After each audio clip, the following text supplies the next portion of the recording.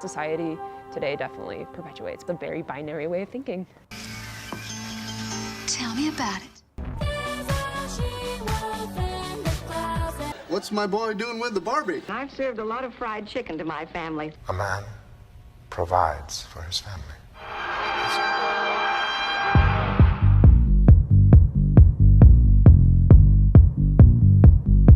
My name is Logan Loftus, and I identify as queer. My sexuality is queer. I don't know, queer is like more just fluidity in the way that I look and the way that I act.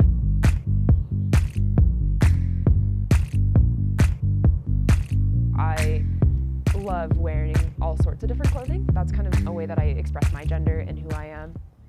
I grew up 15 minutes north of Salt Lake City. Very white, very Mormon, very, middle class. And it's all very traditional, meaning boys look one way, girls look one way. And I think that those values really perpetuated a more dichotomous way that you're supposed to look at gender and the way that you express yourself, and that you're either compartmentalized into this or to this. However, growing up, everybody thought I was a boy, and I loved it. I mean, I loved that my name was Logan. I wore basketball shorts, I wore t-shirts, I played sports. It was, very joyful growing up that way, and that changed. When I was going into 6th grade, I was in a women's bathroom with my sister, and there was this older lady, probably in her 40s. She tapped me on the shoulder while I was washing my hands, and she said, "You need to get out of here. This is a women's bathroom." And I was like, "What? Like, I'm a girl. Like, I'm not gonna pull a she's the man." Okay then. Obviously, didn't have boobs because I was 11, but it really, really hurt me, and it just like shifted this entire thing.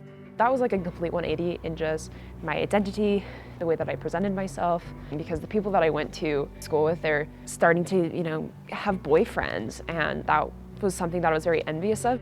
Middle school was a lot of necklaces. My friend Taylor and I had fancy Fridays, so we would wear dresses.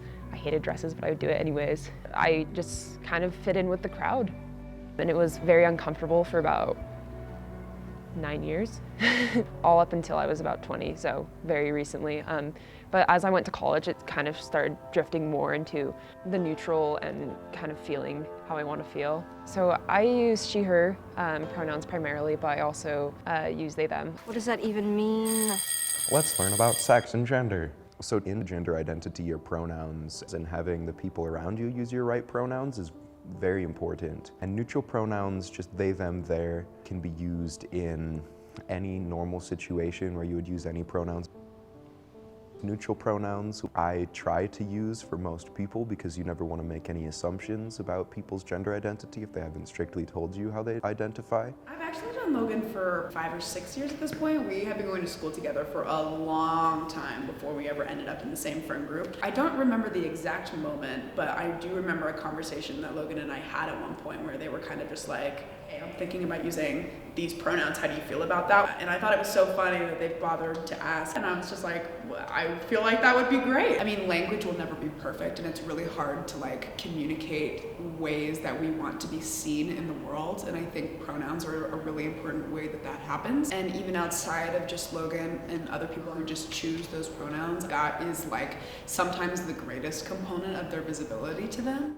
It doesn't bother me per se, to be called she, her. So if you want to say they, them, or she, her, that's totally fine. Gender is just very ambiguous. As somebody who grew up like a male presence or whatever, and people take that as you're a dyke. I'm sorry, people literally called me that. I never liked being called that. I had someone call me Dyke Basketball Logan all the time, and I didn't want to be called that anymore, and I just kind of wanted to assimilate into whatever I was because I was sick of having to be really insecure about it. And growing up, my parents really let me do what I wanted as long as I wore a dress to the LDS church that we went to. Because my parents were definitely like, you should be able to really wear and experiment with what you want, but we also like it when you look nice on Sundays. I just never liked church. It was just never my thing. I hated just waking up, putting on a dress or a skirt and sitting for 3 hours, and just feeling so trapped, both physically in what I was wearing and spiritually, just very, very trapped. I never really experimented with style, navigated it because I think I was too scared to get out of that binary way of thinking that the church and our community really, really emphasizes. And at the time, I didn't know my sexuality, because when people ask me, did you know that you were gay in high school? It's hard for me to answer that because sure, it's always been there. But I didn't really know, and it was something that was very sensitive and insecure to me. I think just living on my own was really, really important because I was navigating who I was my entire life, but I was doing it in the constraints of a very dichotomous binary thinking community. I was doing it under religious parents that I did not affiliate with. And it was really, really hard to jump outside that box and to like really grasp what I wanted to do.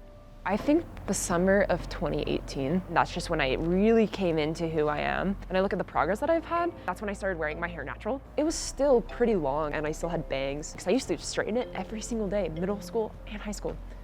That's crazy, don't do that. Unless you want to, you should do whatever you want. But I did it just because I cared what people thought of me. But I cut it all off and got a bowl cut, which was liberating. It was awesome. I loved it so much. I wanted to cut my hair so bad. I also just wasn't comfortable and I wanted to try something else with the way that I was presenting myself. And I thought that cutting my hair is a good way to do it because if I didn't like it, hair grows back. It was great. I really like myself with short hair because I promised myself I was in 7th grade looking at myself in the mirror, never cutting my hair. I want to look like a girl for the rest of my life. So I think that really catalyzed into being like, I'm me and I can be me and I can navigate this and I can be uncomfortable for a little bit, but like it's going to pay off.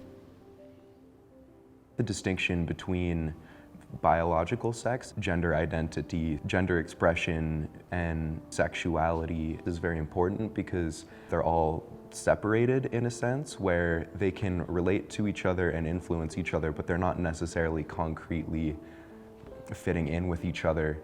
Sexuality itself is very fluid.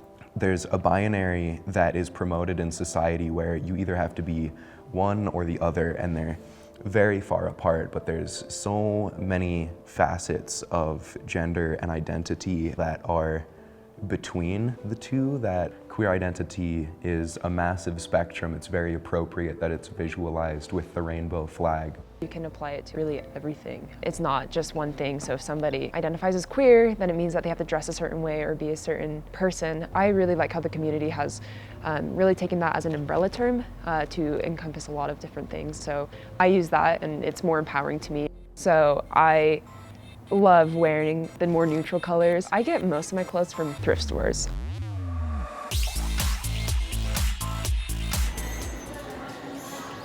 We'll see how this looks. So you always have to set intentions. I decided halfway through that it was a new black t-shirt because I miss my black t-shirt.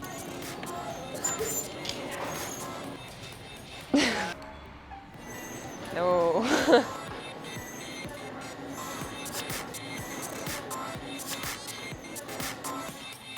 I usually go to the men's section. I wish it wasn't so binary. And for the store's sake, I usually do go to the men's section. I want to go into politics. With that comes dressing up a lot. And so I wear a lot of suits, blazers, all pants, button-ups or turtlenecks, just nicer looking things like that. Kind of depicts like my style for my career. I think if you start teaching people to just really accept who they are, I mean, we just have to be over-accepting and saying that there's not an either or, it's not black or white, and that it's okay if you like to straighten your hair every day, and it's okay if you want to fit into norms, like that's not a bad thing.